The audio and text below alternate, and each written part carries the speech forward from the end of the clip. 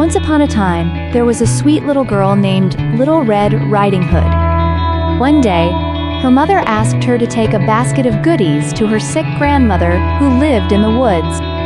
"Stay on the path and don't talk to strangers," her mother warned.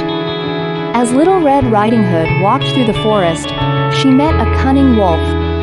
The wolf asked where she was going, and she innocently replied. The wolf suggested picking some flowers for her grandmother and hurried ahead to grandmother's house. The wolf knocked on the door and, pretending to be Little Red Riding Hood, entered and swallowed the grandmother whole. He then disguised himself in her clothes and lay in bed, waiting for Little Red Riding Hood. When she arrived, Little Red Riding Hood noticed something strange.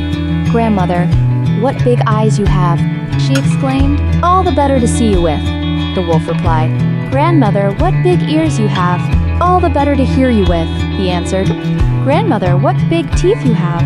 All the better to eat you with," the wolf growled, jumping out of bed.